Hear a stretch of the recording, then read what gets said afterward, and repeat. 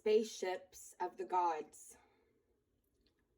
A short explanation of vril energy. Now, the picture is not always clear. There have been manipulations and tampering with time-space continuum and events along the way. How, you may ask? Well, somewhere between the rumors and the reality of horrific proportions lies the truth. Timelines have and are being altered. Here is presented at least a beginning point for you to research and discover for yourself why so many who have prophesied and foretold the potential of human events have suffered ridicule, been scandalized, or in some cases completely vanished from sight. Perhaps you may even figure out on your own why so many refuse to come out publicly.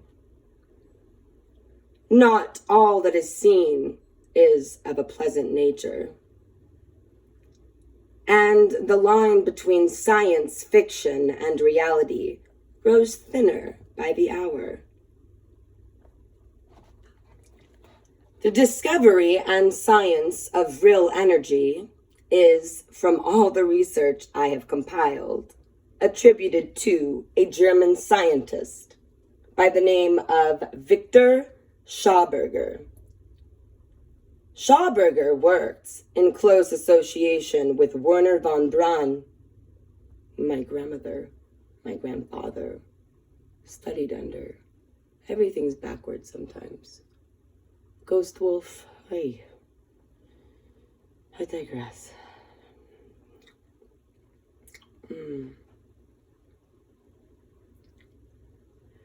Wernher von Braun, who was a German physicist, he oversaw most of the achievements of the U.S. space program until his death in 1977.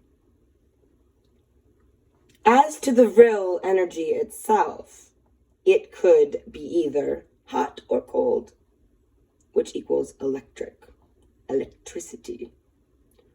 I try not to think that it is something we don't have to know now. And it isn't something necessarily that isn't in practice, infinitum. I just think it is a way of energy that we have not captured to our dominions and our dominions' use now. Ball lighting is a global of energy that is sometimes the size of a basketball and has very unique properties such as the vril, which is rumored to have the same. This so-called plasma energy is probably closer to vril than anything else. I have heard of the cold current electricity, which might even be closer to it, or a combination. A so-called ether electricity might have these properties, but to really call into question, air quoting, what it is, end of air quote, or air quoting again, what does it do? End of air quote. You have to correlate the properties this thing we are calling vril energy has. Now, the properties of vril energy. Well, it is cold to the touch or makes components go cold instead of warm, i.e., superconducting at room temperature with an inversion of temperature. It is able to propel itself away from a magnetic field, thus being a type of anti-gravity. An anti-gravity force field, or shall we say, creating anti-gravitational magnetic. Floating like the northern lights in the sky. easier to achieve than finding out what gravity is or isn't. It can also be used like a fluid, plasma, in pipes. Moving mass has certain unique properties. Keely's taffy, Frogstein's, Saucer's technology craft. The UFOs, the unidentified flying objects. Let's identify them, eh? Let's no longer refer to them as unidentified.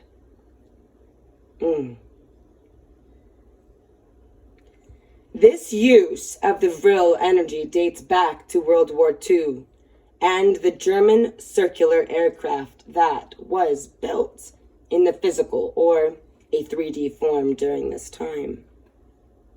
There are 4 people who were involved in the designing of this type of craft.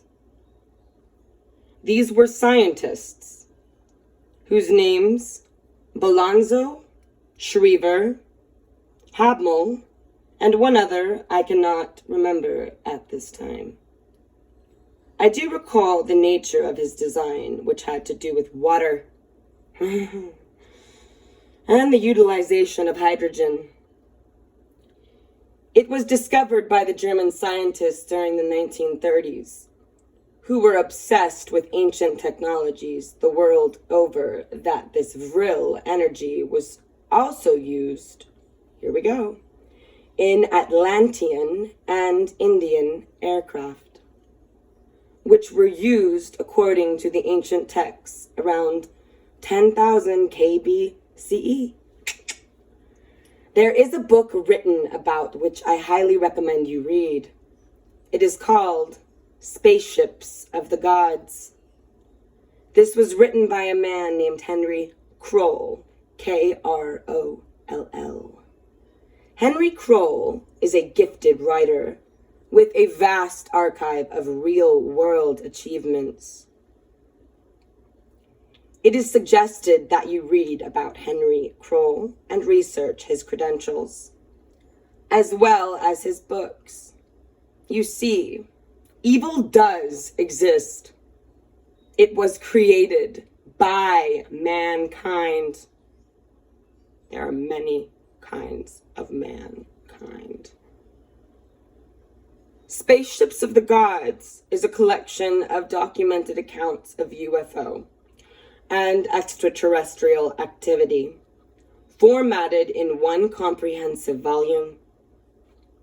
Kroll takes us into the secretive world of the World War II era.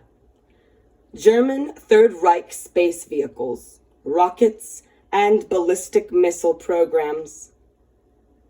He also narrates the post-war catch-up space programs of the United States and Russia. What follows are some excerpts from Spaceships of the Gods by Henry Kroll. I will read. Air quoting here. Every 12,500 years, our Earth has an ice age. This is a well-documented scientific fact. There are evenly spaced layers of coal at Bluff Point in Kachemak Bay. A 10-foot thick layer of glacier rocks and silt separate each layer. Some of the layers of coal are 2 to 3 feet thick. One warm age left a layer over, 4 feet thick. 80 distinct layers of coal extending deep underground document 1 million years of ice ages. All coal seams were peat bogs and forests at one time because leaves and wood from the fossilized trees is plainly visible in the coal. We still don't know the reasons for these severe climatic changes. Definitely ain't climate change. Scientists speculate that they have something to do with pole shifts brought about by the precession of the Earth's poles, or possibly the movement of the magnetic pole. Some of the numbers do correspond. And, yes, a new ice age is due. Obviously, the Earth's biosphere is not a closed system. Objects that come from outside a large planet or a companion star to our sun in a very long elliptical orbit enters our solar system every 26 million years, disrupting the Oort and orb clouds, sending killer meteorites plummeting into the sun. Some of them impact the planets, including our Earth. Is this what killed Mars? Great question. This killer object is due. Not only is life on this planet tenuous by subject to cataclysmic extinctions every few thousand years, it seems that life in other star systems is just as rare and must be nurtured. Totally agree. We must develop the capability to get off the planet and assist life in other biospheres. If cloning is necessary to create a being capable of making long space voyages to carry on our mission, so be it. Even genetic alteration of the species to make it more adaptable to live in space may be necessary. I don't know how I feel about that. Well, Henry Kroll's words continue. The Nazi Party never surrendered after the war.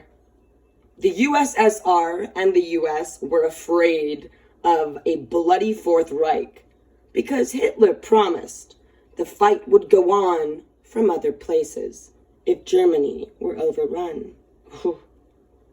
Look, research, just to chime in here, prior to Jet Propulsion Laboratory, JPL, existing, look into what Caltech, where Theodore von Braun, I think it was Theodore von Braun, von Karman, one of them, taught.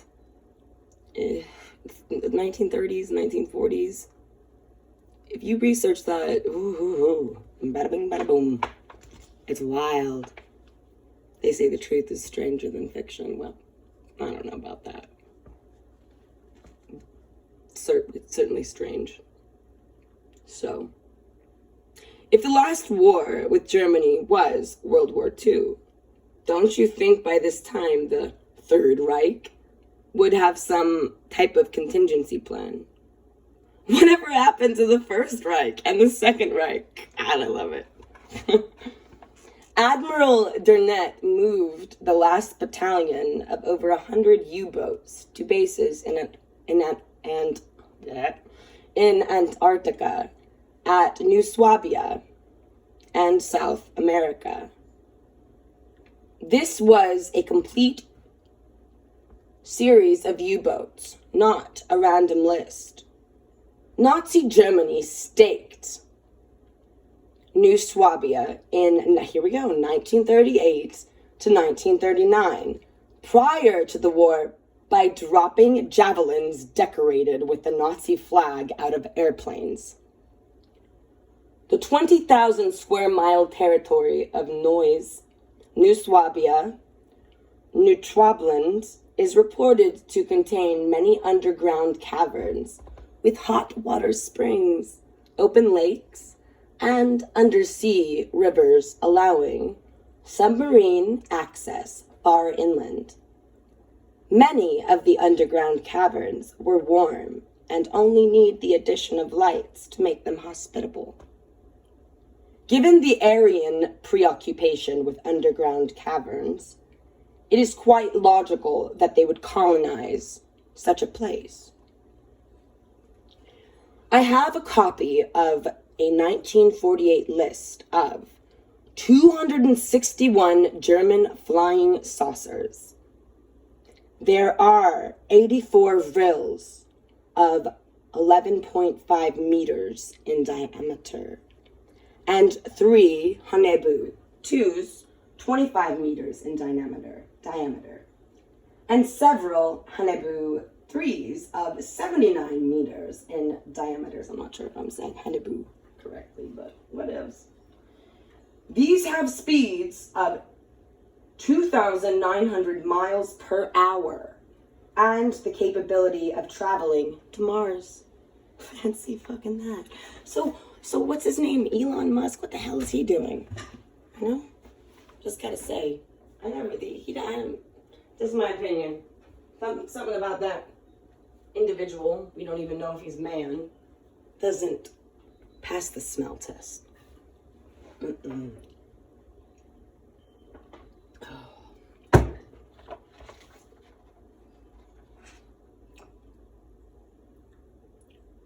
A Hanebu 5 was on the drawing boards.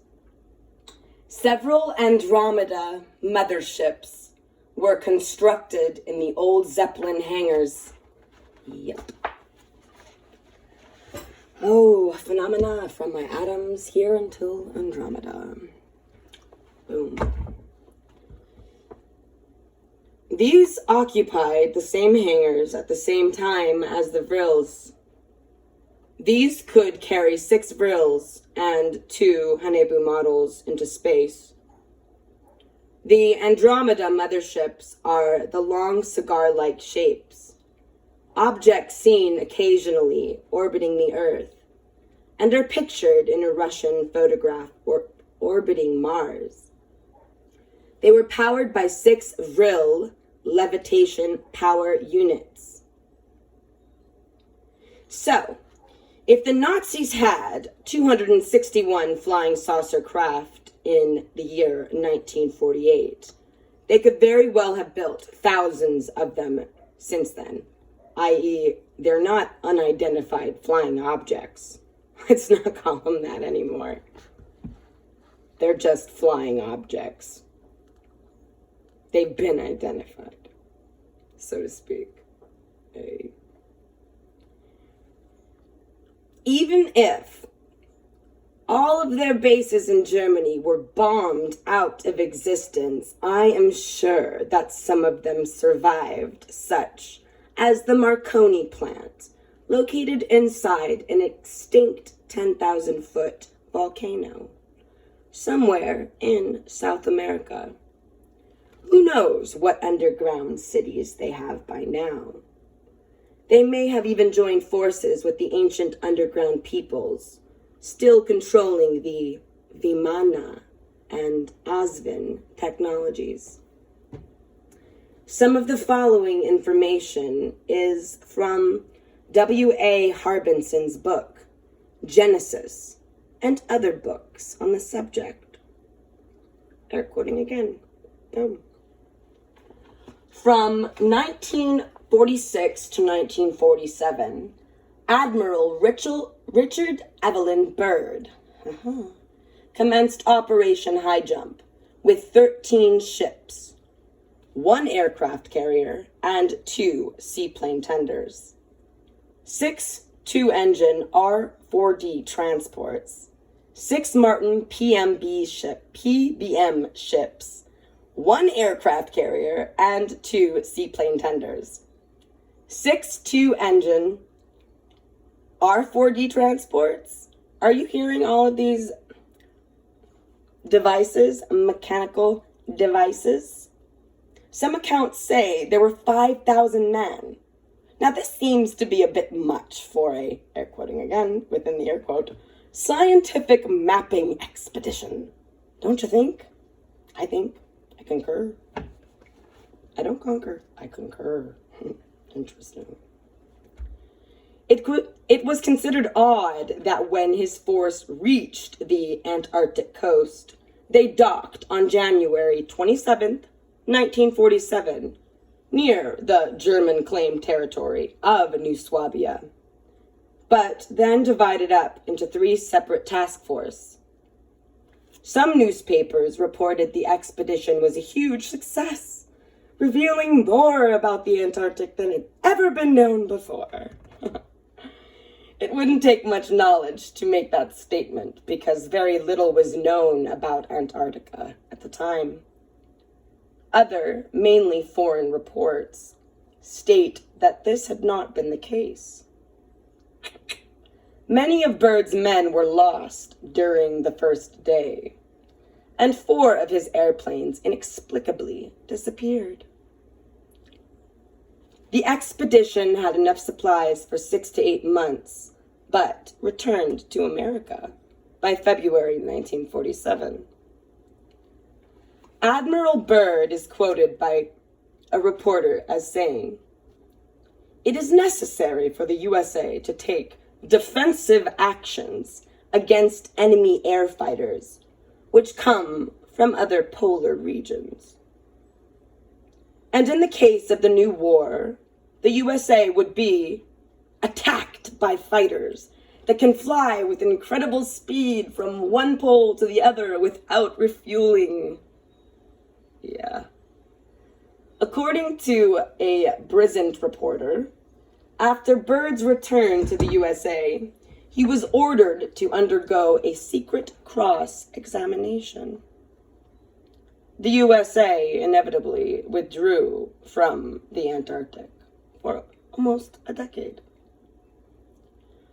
During the War of the Germans, who were also sending ships and planes to the Antarctic with equipment for their massive underground bases, at the end of the war, the Flying Saucer pilot team of scientists were taken from Germany to submarine U-530 and U-977. The Americans interrogated the crews of those submarines, and when they docked in Argentina, upon hearing about the Antarctic base, the Americans organized a military task force distinguished as an exploratory expedition. That expedition turned tail and ran when they encountered the German saucers. The United States pulled out of Antarctica temporarily in order to rebuild their own saucers based on the designs found in Germany after the war. They are not unidentified flying saucers. They are identified. Let's identify them fuckers. We get closer to the truth that way. Might take some time, though. Years after the war, it was suggested in socialist learning that Brisant, the Democratic Republic of Germany, should claim back the rights to that part of the Antarctic, which the Nazis stole from the Norwegians and arrogantly renamed New Schwabenland. Yep. Now, that's that. Spaceships of the gods. Oh.